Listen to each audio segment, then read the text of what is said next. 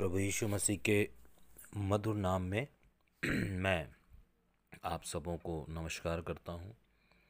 और आज के इस महत्वपूर्ण समय में, जबकि हम अंतिम समय में जी रहे हैं और परमेश्वर की इच्छा को यदि हम जानते हैं तो अच्छी बात है। यदि हम परमेश्वर की इच्छा को नहीं जानते हैं तो उसके लिए हम इस बातों को हम कर सकते हैं। हम यहाँ पे आ सकते हैं बाइबल के उन वचनों में कि परमेश्वर चाहते हैं कि सबका उद्धार हो और सब सत्य को जाने। परमेश्वर ये चाहते हैं कि हर एक मनुष्य का उद्धार हो और जाति जाति के लोग उद्धार पाएं और सत्य को जानें। इसका वर्णन पहला तीमुथियुस 2 अध्याय उसका 4 वचन में किया गया है कि जहाँ पे परमेश्वर की इच्छा प्रकट होती है कि जाति जाति के लोग उद्धार पाएं और सत्य को जानें। तो हम किस प्रकार से लोगों के लिए हम काम कर सकते हैं। यीशु मसीह ने आज से 2021 वर्ष पहले ये कहा, मत्ती 9 अध्याय उसके 37 और 38 वचन में कि प्रार्थना करो। क्या किस बात के लिए प्रार्थना करो?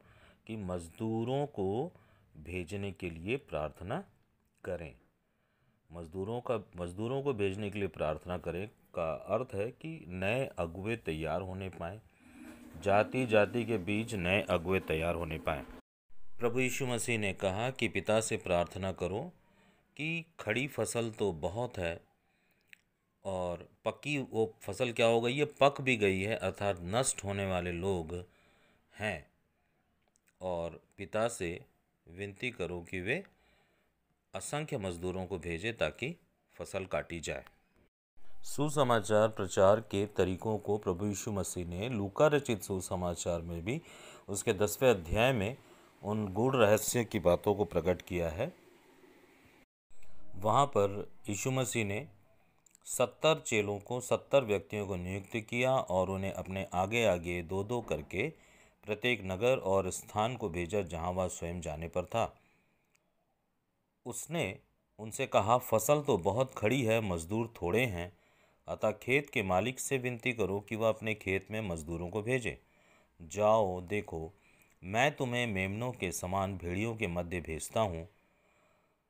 अपने साथ ना तो बटुआ, ना झोला और ना जूतियाँ लो, और मार्ग में किसी को नमस्कार भी मत करो। जिस घर में प्रवेश करो पहले कहो, इस घर में शांति बनी रहे। यदि वहाँ कोई शांति के योग्य हो तो तुम्हारी शांति उस पर बनी रहेगी, अन्यथा वह तुम्हारे पास लौट जाएगी। और उसी घर में रहो और जो कुछ वे तुम्हें दें उसी को खाओ और पियो, क्योंकि मजदूर को मजदूरी अवश्य ही मिलनी चाहिए। घर घर मत फिरा करो। और जिस नगर में भी जाओ, जब वे तुम्हारा स्वागत करें तो जो कुछ तुम्हारे सामने रखा जाए वही खाओ। और वहाँ जो बीमार हैं उन्हें चंगा करो और उनसे कहो कि परमेश्वर का राज्य तुम्हारे निकट आ पहुँचा है। यहाँ पर लूका 10 अध्याय उसके 5 वचन में कि जिस घर में भी प्रवेश करो पहले कहो, इस घर में शांति बनी रहे। यदि वहाँ कोई शांति के योग्य हो, शांति के योग्य का मतलब होता है शांति का पुत्र या शांति की पुत्री, जो अपने मन ही मन में परमेश्वर पर विश्वास तो करते हैं लेकिन उन्हें कोई भी संगति नहीं मिल पाती। इसलिए ऐसा करो कि तुम जाओ और जा कर के क्या करो, उन्हें सुसमाचार सुनाओ। अब सवाल ये उठता है कि शांति का पुत्र मिलेगा कहाँ? हम किसी नगर में, किसी शहर में, किसी गांव में जाएंगे तो हम किस घर में जाएं? प्रभु डायरेक्ट तो लेके नहीं जाएंगे। इसके लिए आपको कुछ करना पड़ेगा। इसके लिए कुछ बातें हैं जो हमें करना ज़रूरी है। सबसे पहले कि हमें अपने जीवन में यदि कोई पाप कार्य कर रहे हैं, हमें क्या करना है? परमेश्वर से प्रार्थना करना है। और उसके बाद जब परमेश्वर अपने अभिषेक को भर देते हैं तो अभिषेक अर्थात नए अभिषेक के साथ हम उन बातों को कर सकते हैं जिनके विषय में परम प्रधान परमेश्वर की इच्छा है कि सब जाति के लोग क्या पाएँ? उद्धार पाएँ और सब सत्य को जानें। यदि हम अपने घर में बैठे रहेंगे और घर से ही कल्पना करेंगे कि जाति जाति के लोग उद्धार पा लें, तो क्या जाति जाति के लोग उद्धार पाएंगे? क्या वे सत्य को जान पाएंगे?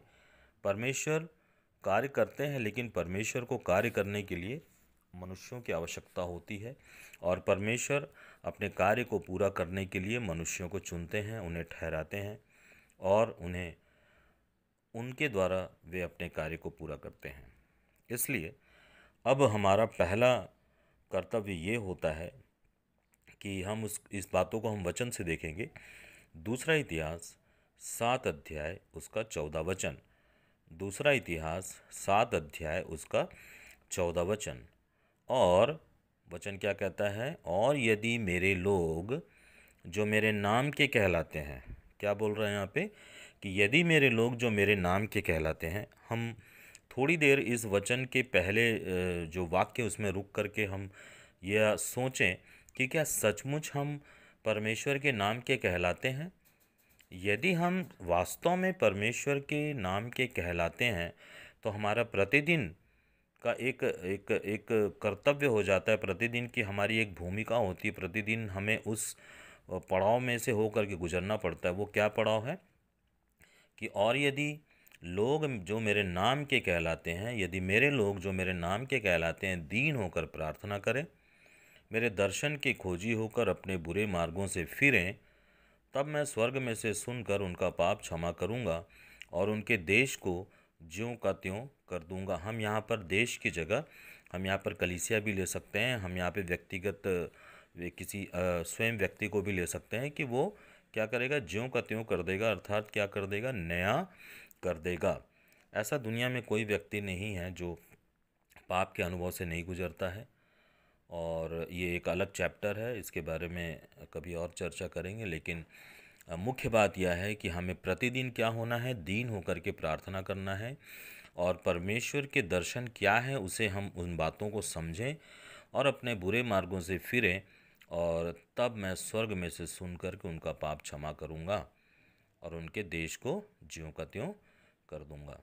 अर्थात हमें 3 बातों से होकर के गुजरना है: दीन होकर प्रार्थना करना, दर्शन के खोजी होना, और बुरे मार्गों से फिरना।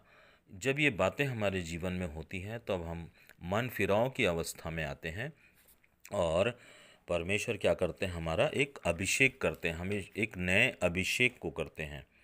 और अभिषेक के बारे में क्या लिखा हुआ है? पहला यूहन्ना 2 अध्याय उसका 27 वचन में जब हम देखेंगे कि वह अभिषेक जो तुमने परमेश्वर से प्राप्त किया है तुम्हारे अंदर बना रहता है। कौन सा अभिषेक? वह अभिषेक जो क्या कराता है? परमेश्वर के प्रति हमारी पहचान को दृढ़ करता है।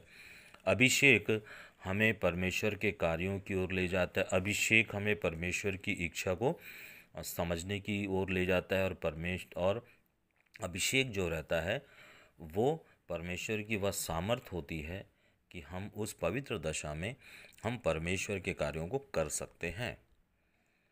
तो परमेश्वर ने हमें क्या कर दिया है? हमें एक पवित्र आत्मा हमारे सहायता के लिए दिया है कि परमेश्वर की हम संतान ठहर सकें। और ये जो हमारा शरीर है, पार्थिव शरीर है, इस शरीर में कोई सामर्थ्य नहीं, ये कुछ ही दिनों का शरीर होता है, कुछ ही वर्षों का शरीर होता है। लेकिन अभिषेक क्या होता है? कि हमारे भीतर जो पवित्र आत्मा का वास होता है, सामर्थ्य और अभिषेक वही है कि जब हम नए बन जाते हैं, जब हम प्रार्थना नहीं करते हैं, तो हमारे जीवन में धीरे धीरे धीरे धीरे पाप के खमीर जो है वो हमारे शरीर के अंदर आते जाते हैं। वचन के साथ कई बार संसार की बातें भी हमारे जीवन में चली आती हैं, और जब संसार की बातें हमारे जीवन में आती हैं, तब हम कहीं ना कहीं पवित्र दशा में नहीं रहते, और उस समय हमें मन फिराव की ज़रूरत होती है।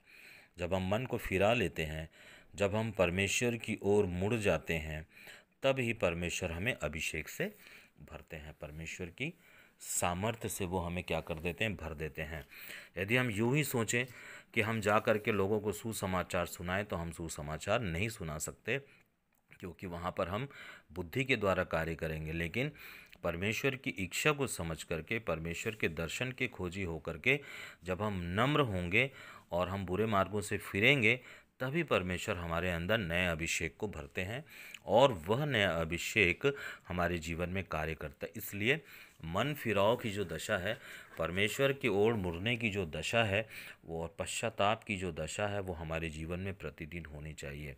अब हम यहाँ से आगे बढ़ना चाहते हैं कि जो हमें करना क्या है, हमें करना क्या है। कई ऐसे क्षेत्र हैं जो खुले पड़े हुए हैं, कई ऐसे क्षेत्र हैं जहाँ पर परमेश्वर का सुसमाचार का प्रचार नहीं हुआ है, और वहाँ पर क्या हो जाता है कि बहुत सारी बातें जो है वो अन्य जातियों के दिमाग में मानसिक गढ़ों को क्या कर लेती हैं, बना लेती हैं। और जो ये मानसिक गढ़ हैं वो उसमें इतने लीन हो जाते हैं कि वे उनकी जो आत्मिक आंखें हैं वो पूरी रीति से अंधी हो जाती है, और इस प्रकार से वे सुसमाचार को सुन करके वो ग्रहण कर ही नहीं सकते। वो यीशु मसीह के नाम को तो जानेंगे, लेकिन वो यीशु मसीह को नहीं जान पाएंगे, परमेश्वर को नहीं जान पाएंगे। इसलिए हमको करना क्या है, हम एक वचन को देखें, मत्ती 7 अध्याय उसका 13 वचन में वचन ये कहता है कि प्रतिदिन अधोलोक के चौड़े दरवाजे से हजारों लाखों की भीड़ जो है वो आग के अंदर और नरक में क्या कर रही है, प्रवेश कर रही है। इनके बंधन को खोलने के लिए परमेश्वर ने मुझे या हम सबको परमेश्वर ने ठहराया हुआ है कि हम परमेश्वर के दर्शन के खोजी हों, नम्र बने, दीन बने, और परमेश्वर की इच्छा का हम सम्मान करते हुए कि परमेश्वर की आखिर इच्छा क्या है। तो परमेश्वर की इच्छा यही है कि जाति जाति के लोग उद्धार पाएं और वे सत्य को जानें। कई बार हम या पूछते रहते हैं कि परमेश्वर की इच्छा को मेरे को जानना है, मुझे जानना है, मुझे जानना है। तो परमेश्वर की इच्छा को खाली सोचते रहने से आदमी नहीं जान सकता। परमेश्वर की इच्छा क्या है, हम किसी व्यक्ति के द्वारा भी नहीं जा सकते, पूछ सकते हैं कि भाई परमेश्वर की इच्छा मेरे जीवन में क्या, आप मेरे को बताइए, तब मैं सेवा में लग जाऊंगा। परमेश्वर की जो इच्छा है वो बाइबल में ही दी हुई है, 1 तीमुथियुस 2 अध्याय उसका 4 वचन में, कि परमेश्वर की इच्छा है कि जाति जाति के लोग उद्धार पाएं और सत्य को जानें। तो सत्य को उद्धार पाएंगे तो ऐसे ही तो उद्धार नहीं पाएंगे। इसके लिए हमें एक कदम बढ़ाना पड़ेगा। हम घर बैठे ये सोचे कि हम जाति जाति के बीच में प्रचार कर देंगे, तो ऐसा हो ही नहीं सकता। यूट्यूब माध्यम है, बहुत सारी चीज़ें माध्यम है, लेकिन जब तक शरीर से, इस शरीर को लेकर के, है ना, आप नहीं चाहते हैं फील्ड में सुसमाचार को सुनाने के लिए, तो आप सुसमाचार नहीं सुना पाएंगे। तो इसका एक तरीका है, और वचन ये कहता है कि इससे पहले कि अन्य जाति अपने आप को सुबह उठ करके दुष्ट आत्माओं के हवाले अपने आप को करते हैं, नहाते हैं, धोते हैं, और उसके बाद में अपने आप को दुष्ट आत्माओं के हवाले कर देते हैं। तो अब दुष्ट आत्माओं के हवाले करेंगे तो उनकी आत्मिक आंखें और भी अंधी होती चली जाएगी। तो इसके लिए हमें करना क्या है, हमें एक प्रार्थना यात्रा करना होगा, मसीह लोगों को त्याग करना होगा। आज मसीह लोग प्रार्थना यात्रा के विषय में किसी भी चर्चेस में नहीं सिखाया जाता कि आप जाइए और वहाँ पर जा कर के आप प्रातःकाल परमेश्वर की महिमा कीजिए। आप प्रातःकाल परमेश्वर की महिमा कीजिए। सृष्टि ने परमेश्वर ने सुंदर सृष्टि को बनाया, अब परमेश्वर की महिमा कीजिए।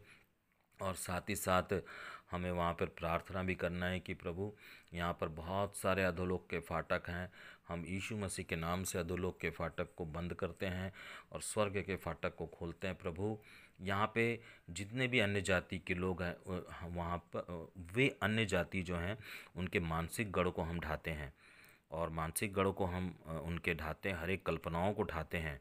देखिए, मंदिर मस्जिद में कुछ नहीं है, मनुष्य के दिमाग के अंदर ही कई प्रकार के गढ़ बने हुए हैं, जिसके कारण वो या तो मंदिर जाता है, मस्जिद जाता है, या तो गिरजाघर जाता है, चर्च जाता है, जहाँ भी जाता है।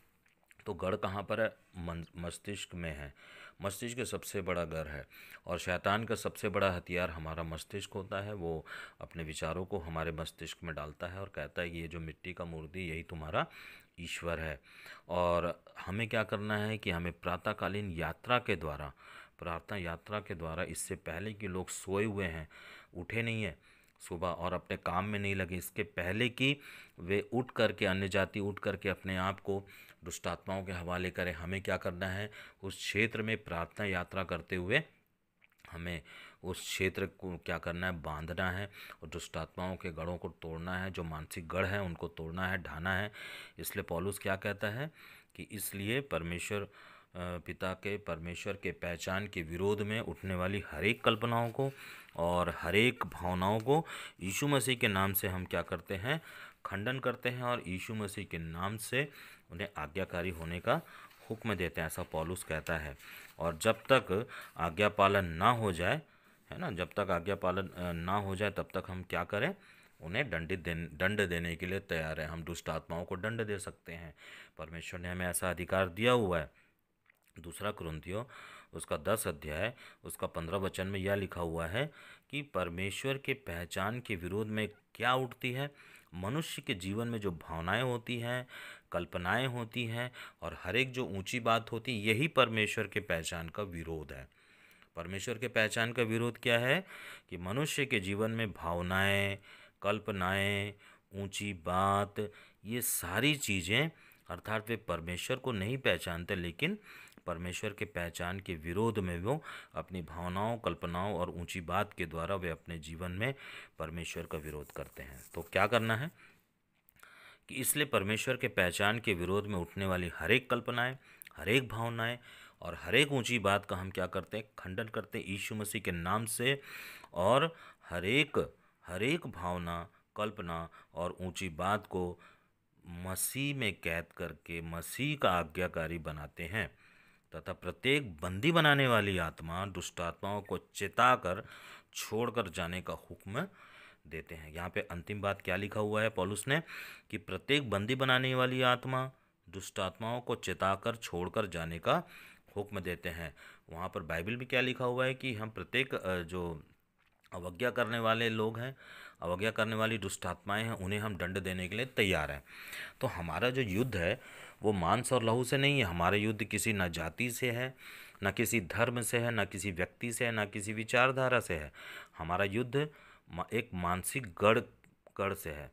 हमारा युद्ध जो मनुष्य के जीवन में शैतान ने अनेकों प्रकार के मानसिक गढ़ों को बना दिया, युद्ध हमारा वहीं पर है। तो इसलिए हमको क्या करना है, वहाँ पर जब हम प्रार्थना यात्रा करने जाएं तो हम इस बात को कहें कि यहाँ पर जिस भी दुष्ट आत्माओं का वास है उसका हम पहले क्या कर लेंगे, पता कर लेंगे कि वहाँ पे कौन कौन सी मंदिर है और किस प्रकार की वहाँ पे दुष्ट आत्माएं काम करती हैं। तो एक सर्वे करके पता कर लेंगे और जब हम प्रार्थना यात्रा करेंगे तो हम ये कह सकते हैं कि फलानी दुष्ट आत्माएं जो गढ़ बना कर रखी है उसको यीशु मसीह के नाम से उसको खंडन करते हैं, कैद करते हैं और उसे मसीह में आज्ञाकारी बना देते हैं और बंदी बनाने वाली आत्मा और दुष्ट आत्माओं को चिता देते हैं कि और उसे वहाँ से छोड़कर जाने का हुक्म देते हैं। तो प्रार्थना यात्रा हर मसीह के जीवन में बहुत ही ज़रूरी है। हम किसी भी चीज़ का त्याग नहीं कर पा रहे हैं। मसीह लोग जो है वो किसी भी चीज़ का ठीक तरीके से त्याग नहीं कर पा रहे हैं, जबकि परमेश्वर ने हर एक व्यक्ति को चुना है कि वो क्या करे, सुसमाचार प्रचार के लिए जाए और जो परमेश्वर का जो एक महान आदेश है उस आदेश को क्या करे, वो समझे। मरकुस 16 अध्याय उसका 15-16 वचन में लिखा हुआ है, यहाँ पर एक महान आदेश दिया है, जगत में जाने का अधिकार दिया है। यीशु मसीह ने हमें गांवों में, शहरों में जा कर के मन फिराव का सुसमाचार प्रचार करने का अधिकार दिया है। और हम क्या करते हैं, अपने घरों में ही सोए रहते हैं।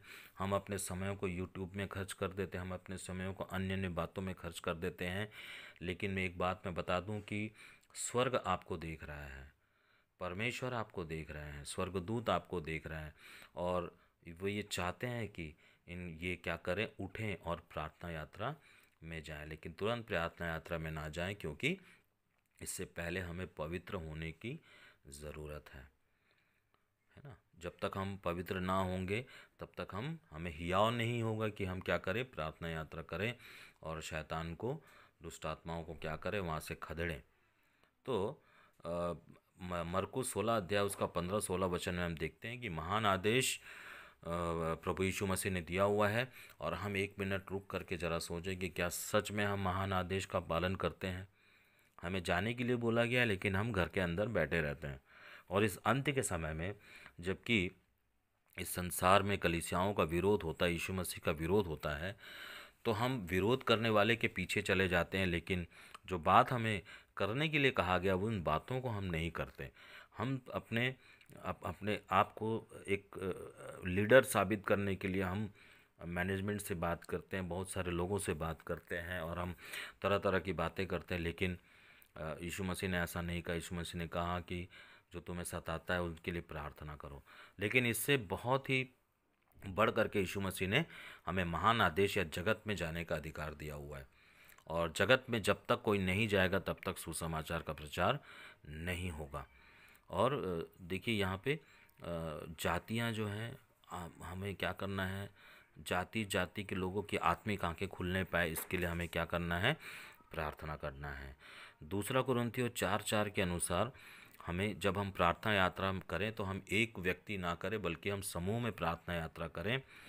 और समूह में जब हम प्रार्थना यात्रा करते हैं तो बैकअप देने के लिए जो प्रार्थना में मुख्य प्रार्थना यात्रा में जो लोग प्रार्थना कर रहे हैं उनके लिए पीछे जो चलने वाले लोग हैं उनकी सुरक्षा के लिए प्रार्थना करें। और ये कोई नई बात नहीं है, सब जानते हैं कि प्रार्थना यात्रा करना है, लेकिन आलस जो है मसीह लोगों में इतना कूट कूट कर भर गया है कि वो ये सोचते हैं कि स्वर्गदूत आकर के पूरा काम कर लेगा, जबकि स्वर्गदूत जो है वो हमारी सहायता के लिए दिया हुआ है। मत्ती 7:13 में जैसा कहता है कि लोग अधोलोक के दरवाजे, गांव गांव, शहर शहर, कस्बे कस्बे में अधोलोक के अनेकों दरवाजे खुले हुए हैं। इन दरवाज़ों को बंद कौन करेगा? एक मसीह इन दरवाज़ों को बंद कर सकता है और स्वर्ग के फाटक को खोल सकता है। एक मसीह हजारों हजार लोगों को नर्क जाने से बचा सकता है, और स्वर्ग हमें देखता रहता है कि हम कब जाएंगे। लेकिन हम इतने ढीठ हो चुके हैं कि हमारे अंदर जाने की इच्छा ही क्या हो गई है, समाप्त हो गई है। तो हम देखेंगे कि इन कुछ बातों को हम लोग देखेंगे। यहोशू यहोशू में हम आएंगे और यहोशू में हम कुछ बातों को हम देखेंगे। मैं आपको एक बात बताना चाहता हूँ कि जब हम मध्यस्थता की प्रार्थना करेंगे तो गांव के गांव बदल जाएंगे, शहर के शहर बदल जाएंगे, कस्बे के कस्बे बदल जाएंगे। और हम मध्यस्थता की प्रार्थना हमें कई तरह से करनी है। हम घर में रह कर के भी मध्यस्थता की प्रार्थना कर सकते हैं, लेकिन जो प्रार्थना यात्रा है वो एक ऐसी प्रभावी यात्रा होती है कि जब हम प्रातःकाल उठ करके परमेश्वर की इच्छा के अनुसार परमेश्वर की महिमा करते हुए और हम मानसिक जो गढ़ है उनको तोड़ते हुए जब हम ऐसा करते जाते हैं, तब ऐसा होता है कि वो जो व्यक्ति होता है, अन्य जाति जो व्यक्ति होता है जिसको परमेश्वर के बारे में नहीं पता, उसके सब काम धीरे धीरे खराब होने लगते हैं और अंत में वो मसीह को खोजते हुए, परमेश्वर को खोजते हुए प्रभु के दास दासी के पास में आता है। हम इस बात को ना भूलें कि प्रभु यीशु मसीह भी पिता के दाहिने बैठे हुए 2021 वर्षों से निरंतर प्रार्थना कर रहे हैं। वो हमारे विश्वास को बढ़ाने के लिए भी प्रार्थना करते हैं और पूरी मानव जाति उद्धार पाए उनके लिए प्रार्थना करते हैं। आप और मेरे लिए प्रार्थना करते हैं। लेकिन जब तक हम ना जाएं, जब तक हम पिता से ना बोलें कि मज़दूर को भेजिए पिता, क्योंकि फसल जो है वो क्या हो गई है, पक गई है, तो हम मज़दूरों को खाली भेजने के लिए प्रार्थना ना करें बल्कि हम खुद जाएं और हम क्या करें, प्रार्थना यात्रा करें। हम यहोशू पहला अध्याय पुराने नियम में है। यहाँ पे लिखा है कि जैसा कि मैंने मूसा से कहा था, कि जिस जिस स्थान पर तुम पाँव रखोगे वह मैंने तुम्हें दे दिया है। जब ये वचन जो है वो प्राचीन काल में काम कर सकता है तो आज क्यों नहीं काम कर सकता?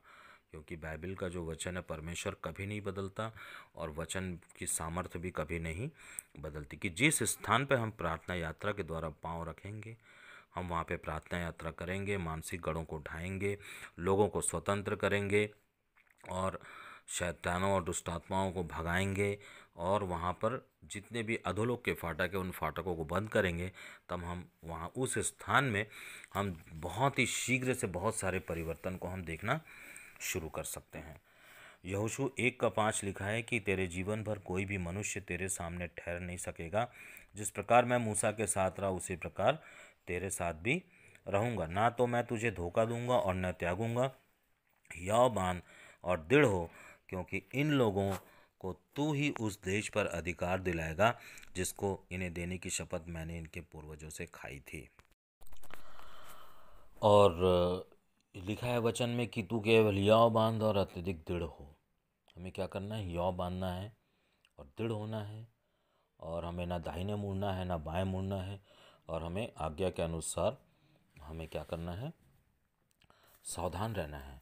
नीति वचन 8:20 में कहता है कि जो धार्मिकता के मार्ग है, धार्मिकता के मार्ग के पीछे बुद्धि क्या करती है? धक्का देते रहती। बुद्धि हमें पुश करते हुए चलाती है, जो कि एक सीधा मार्ग होता है। और इसके अगल बगल में बहुत सारे मार्ग होते हैं जो न्याय का मार्ग होता है। जब हम बुद्धि के द्वारा धार्मिकता के मार्ग पर चलेंगे, परमेश्वर की बुद्धि के द्वारा जब हम धार्मिकता के मार्ग पर चलेंगे और उस सीधे मार्ग में चल कर ही हम क्या कर सकते हैं? प्रार्थना यात्रा कर सकते हैं। और हमें क्या करना है? प्रार्थना यात्रा करना है। देखिए, यहोशू 3 अध्याय को यदि हम लोग देखते हैं तो यहोशू ने अपने लोगों से क्या कहा कि अपने को पवित्र करो, क्योंकि यहोवा कल तुम्हारे मध्य में अद्भुत कार्य करेगा। तो यहोशू के समय में मतलब शरीर का बड़ा महत्व होता था, और लोग शरीर को क्या करते थे? पवित्र करते थे। लेकिन अब शरीर नहीं है, परंतु अब क्या है? शरीर तो पवित्र करना ही है, लेकिन अब क्या है? आत्मा जो है वो पवित्र की गई है। और उसने इससे पहले कि जब लोग वाचा का संदूक उठा करके आगे आगे चलें, यहोशू ने उन्हें कहा कि क्या करो? पवित्र अपने आप को 3 दिनों तक क्या करो? पवित्र करो। और परमेश्वर ने जब हमें पवित्र बनाया, जब हम उसके अभिषेक को पाते हैं, जब हम पश्चाताप करते हैं, तब हम क्या हो जाते हैं? पवित्र ठहरते हैं, और नया अभिषेक हमारे जीवन में आता है। और इस प्रकार से जब यहोशू के लोग जब उतरे, यरदन में जब उतरे, और यरदन में उतरने के बाद में जो नदी थी, उसकी जलधारा ऊपर से जो नीचे बहती थी, ऊपर की ऊपर रुक गई और नीचे की नीचे रह गई। जल जो है एक जगह पे खड़ा हो गया। कहने का मतलब है कि जो समस्याएं हैं, जो जो जो चीज़ें हैं, जब आप परमेश्वर के वचन को लेकर के चलते हैं, तो परमेश्वर का वचन जो है, वो जो आत्मा की तलवार है, वो मानसिक गढ़ों को क्या करता है? खत्म करता है ना।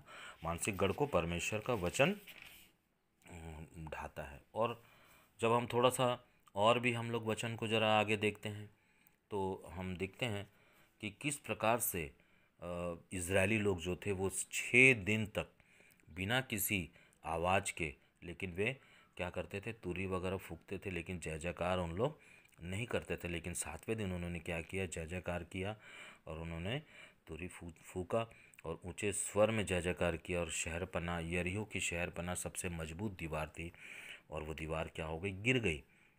और उन्होंने क्या किया कि जैसे ही शहरपनाह गिरी, और सब के सब लोग अपने सामने सीधे नगर में चढ़ गए। उन्होंने नगर को ले लिया, और उन्होंने शहर के स्त्री पुरुष, युवा वृद्ध, गाय बैल, बकरी भेड़ बकरी, गधे आदि सबको तलवार की धार से पूर्णतः क्या कर दिया? नष्ट कर दिया।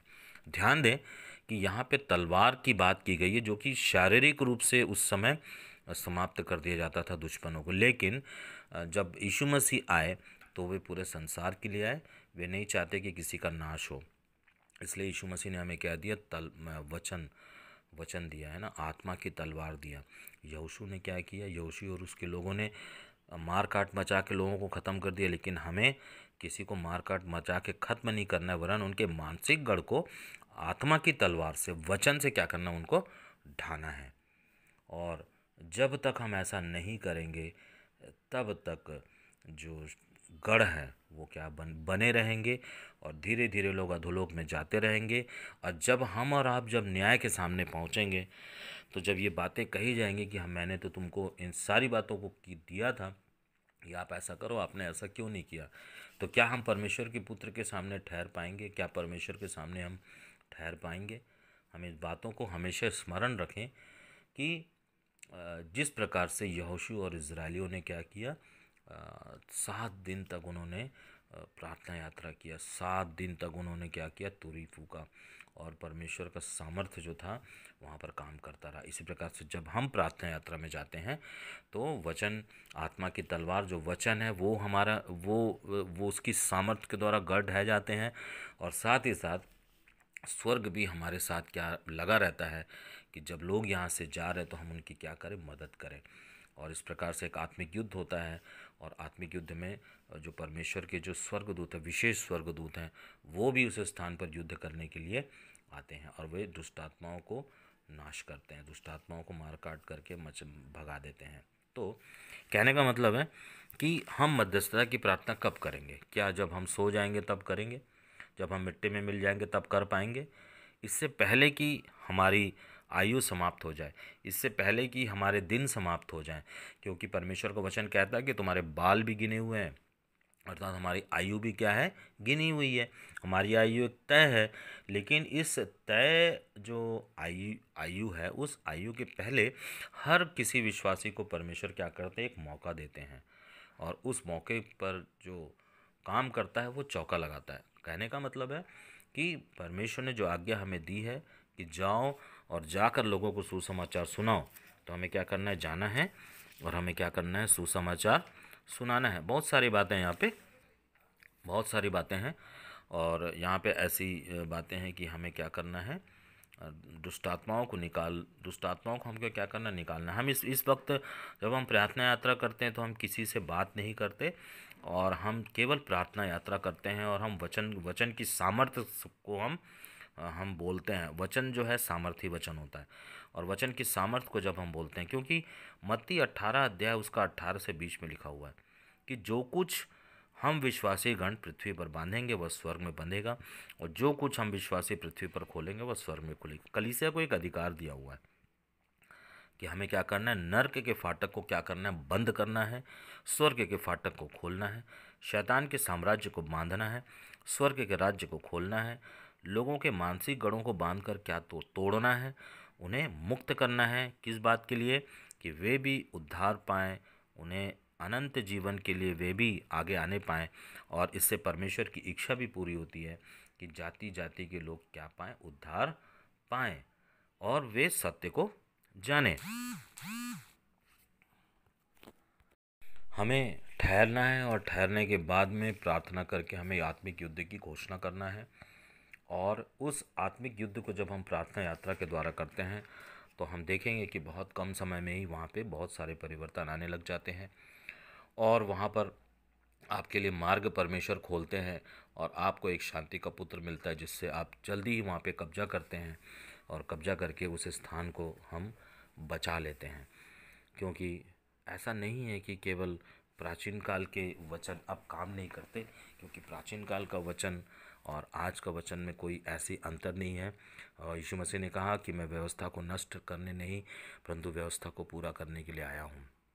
इसलिए हमें ध्यान रखना है कि अधोलोक के चौड़े फाटक से, चौड़े दरवाजे से प्रतिदिन हजारों लाखों लोग जो है वो नरक की आग में क्या कर रहे हैं? जा रहे हैं, जल रहे हैं। उनके बंधन को हमको क्या करना है? खोलना है। और हमें एक मन से हमको प्रार्थना करना है कि इस फलाने जगह की अविश्वासियों की बुद्धि प्रभु आप खोलिए, और मसीह के तेजमय सुसमाचार की ज्योति उनके हृदयों में चमकने पाए। हमें क्या करना है? विश्वास के द्वारा क्या करना है? हमको अपने कब्जे में लेना है, क्षेत्र को अपने कब्जे में लेना है। जिस प्रकार से यहोशू को एक बात बोली गई थी, तुम जिस जगह में पाँव रखोगे वह स्थान तुमको दे दिया जाएगा। इसलिए हमें क्या करना है? प्रार्थना करना है, प्रार्थना यात्रा करना है, और एक आत्मिक युद्ध हमें लगातार करना पड़ेगा, लगातार करना पड़ेगा, लगातार करना पड़ेगा। तब जा कर के हम, एक दिन में नहीं होता। इजरायली लोग भी काफ़ी दिन तक प्रयत्न करते रहे, और यरीहो की दीवार के गिराने के पहले वे 7 दिन तक प्रार्थना यात्रा किए।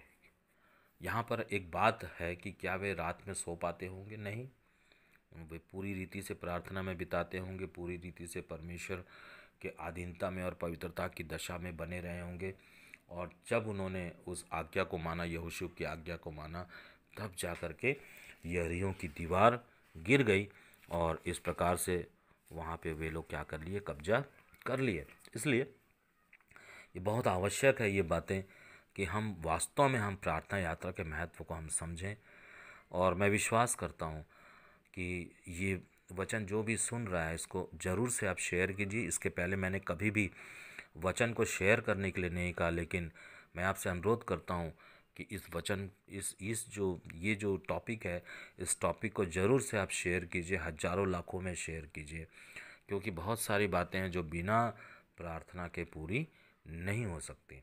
और हम जब भी किसी अनजान स्थान पर युद्ध लड़ने के लिए जाते हैं तो पहले यहोशू के समान यहोशू ने कुछ लोगों को भेजा वहाँ पे सर्वे करने के लिए, और उन्होंने सर्वे किया, सर्वेक्षण किया। इसी प्रकार से हम भी सर्वेक्षण कर सकते हैं कि कौन कौन से जाति के लोग रहते हैं और कौन कौन से दुष्ट आत्माएं वहाँ पे काम कर रही हैं, और हम पूरी तैयारी के साथ हम क्या करते हैं, युद्ध के लिए जा सकते हैं। यहोशू को 7 दिन का समय लगा। हो सकता है हमें हमें ज़्यादा दिन समय लगे, लेकिन हमको क्या करना है, प्रार्थना यात्रा करना है।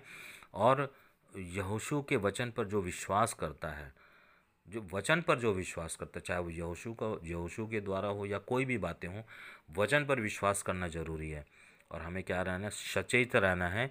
और परमेश्वर क्या करते हैं, अब हमारे जीवन में जिस काम को परमेश्वर शुरू करते हैं, जब तक हम ना हम परमेश्वर चाहते हैं कि हम फील्ड में जाएं, लेकिन हम चुप बैठे रहते हैं और वही काम को परमेश्वर किसी और से करा लेता है। इसलिए ऐसा ना हो कि हम आगे उत्तर ना देने पाएँ, और हम उत्तर ना देने की दशा में हम परमेश्वर के पुत्र प्रभु यीशु मसीह के आगे हम खड़े ना होने पाएँ। मैं इस विषय को पहले भी इस विषय को यूट्यूब वीडियो में डाल चुका हूँ, लेकिन आज मुझे ऐसा लगता है कि कलीसियाई जीवन जो है, जो व्यक्तिगत प्रार्थना का जीवन, पारिवारिक जीवन, कलीसियाई प्रार्थना का समर्पण, वचन की संगति, और साथ ही साथ हम एक दूसरे को क्षमा करें, प्रेम, दया, आज्ञा पालन करें, और परमेश्वर के ऊपर निर्भर हैं पूरी रीति से कि प्रभु मेरे जीवन में किसी भी प्रकार का पाप ना आने पाए, मैं नम्र और दीन रहूं, क्योंकि नम्रता की दशा में ही परमेश्वर हमसे बात करते हैं। अन्यथा एक विश्वासी जो कि विश्वास तो करता है, लेकिन यदि वो किसी पर दोष लगाता है, यदि वो किसी पर ऐसी बातें कहता है, तो उस परमेश्वर इस बात को अलाउ करते हैं कि उसको ठीक ठाक करने के लिए परमेश्वर अलाउ करके उसको ऐसी परिस्थिति में डालते हैं कि फिर से उसको मन फिराव करना पड़ता है। इसलिए हमें क्या करना है, प्रतिदिन हमको क्या करना है, मन फिराव करना है, और प्रतिदिन हमें क्या करना है, क्षमा मांगना है, और प्रतिदिन हमें नम्र होना है। और आज का जो दिन है, प्रतिदिन को हमको क्या करना है, परमेश्वर की सामर्थ्य में हमें बिताना है, क्योंकि यीशु मसीह ने कहा कि कल की चिंता मत करो, आज का दुख ही आज के जीवन के लिए काफ़ी है। इसलिए हम चाहे किसी भी कलीसिया के हों, हम किसी भी तरह से हम प्रभु यीशु मसीह के वचन को क्यों ना मानते हों, अब समय आ गया है कि हम क्या करें, यहोशू के समान हम और इजरायलियों के समान हम उस युद्ध को करें। यहोशू ने तो शारीरिक युद्ध को किया, लेकिन हमें आत्मिक युद्ध को करना है, क्योंकि वचन कहता है कि हमारा युद्ध मांस और लहू से नहीं, वरन दुष्टता की उन ताकतों से है जो आसमान में निवास करती है। तो जब तक हम दुष्टता की जो ताकतें आसमान में निवास करती, जब तक हम आत्मिक युद्ध नहीं लड़ेंगे, तब तक वो एरिया साफ नहीं होगा, और तब तक वहाँ पे दुष्टता की बातें कार्य करते रहेगी। लेकिन जिस स्थान पर हम विश्वास के साथ कदम रखते हैं, वो स्थान हमें दे दिया जाता है। बाकी परमेश्वर की सामर्थ होती है, हमें अपने काम को ईमानदारी से करना है। इसलिए मैं आग्रह करूँगा कि प्रत्येक मसीह जो इस वचन को सुन रहे हैं, वे ज़रूर से इन बातों को अपने अपने कलीसिया के अगुओं के सामने रखें कि हमें भी प्रार्थना यात्रा करना है, हम भी पवित्र होकर के हम भी प्रार्थना यात्रा करें, और अपने सुसमाचार को, परमेश्वर के सुसमाचार को फैलाएं। क्योंकि दुष्ट तो लगातार बढ़ती जा रही है, दुष्टता बढ़ती चली जा रही है, पाप बढ़ते चले जा रहा है। मसीह लोग कब जागृत होंगे? हम मसीह को परमेश्वर ने बैठने के लिए नहीं, पर युद्ध लड़ने के लिए बुलाया है। हमें परमेश्वर ने कलीसिया में केवल 7 दिन में 1 दिन 2 घंटे के लिए नहीं बुलाया, बल्कि परमेश्वर ने हमें 7 दिन के लिए बुलाया है। इसलिए हमें क्या करना है, हियाव बांधना है, हमें दृढ़ होना है, और हमें प्रार्थना यात्रा करने के लिए तैयार होना है कि जब हम प्रार्थना यात्रा करके हजारों लोग जो नरक की तरफ चले जा रहे हैं, हमें उन्हें रोकना है, और प्रार्थना के द्वारा हमें उन्हें परमेश्वर की इच्छा के अनुसार हम जब तक काम नहीं करेंगे, तब तक जाति जाति के लोग बच नहीं पाएंगे। क्योंकि परमेश्वर खुद काम नहीं करते, परमेश्वर की सामर्थ काम करते, लेकिन परमेश्वर चुने हुए मनुष्यों के द्वारा काम करते हैं। विश्वास करता हूँ कि मध्यस्थता की प्रार्थना से भारत देश बदलेगा, मध्यस्थता की प्रार्थना से हमारे राज्य के राज्य बदल जाएंगे, और मध्यस्थता की प्रार्थना से हम दुष्टता की ताकतों को हम अंत करेंगे। जिस प्रकार से यहोशू और इज़राइल की सेना ने पूरी रीति से क्या कर दिया, नाश कर दिया और उन्होंने नगर को अपने कब्जे में ले लिया। परंतु हम किसी को नाश ना करवाना, हमें मानसिक मानसिक युद्ध हमें लड़ना है। मानसिक गढ़ मनुष्य के मन में है और मनुष्य के मन के मानसिक गढ़ को हमको क्या करना है, बांधना है, तोड़ना है। इसलिए पौलुस का वचन कहता है, पौलुस कहता है दूसरा कुरिन्थियों 10 इसका 5 वचन में कि इसलिए जो परमेश्वर के पहचान के विरोध में उठने वाली हर ऊंची बात, हर भावनाएं, हर कल्पनाएं को हम क्या करते हैं, खंडन करते हैं और हर एक भावना और कल्पना और ऊंची बात को कैद करके मसीह का आज्ञाकारी बना देते हैं और प्रत्येक बंदे बनाने वाली आत्मा दुष्ट आत्माओं को चिताकर छोड़कर जाने का हुक्म देते हैं। और जैसे ही आप प्रार्थना यात्रा के द्वारा एक नगर में, एक गांव में जैसे ही आपका कब्जा होता है तो हम समझ जाते हैं कि परमेश्वर की सामर्थ वहाँ पे काम कर रही है और हम तत्काल ही उस जगह में उस एक नई कलीसिया को हम वहाँ पर स्थापित कर देते हैं और उनके अगुओं को तैयार करते हैं धीरे धीरे और उन्हीं के अगुओं को उनके बीच में क्या करते, छोड़ देते हैं। इसलिए हम उचित रूप से कार्य करें, किसी भी बात का घमंड ना करें कि मैं ही अकेला 10 कलीसिया चलाऊंगा, क्योंकि कलीसिया में प्रत्येक व्यक्ति को प्रभु यीशु मसीह ने एक पतरस कहा है कि प्रभु यीशु मसीह कहते हैं कि तू पतरस है और तुझ पर मैं अपनी कलीसिया को बनाऊंगा। हालेलुया। हमें इस बात को समझना है।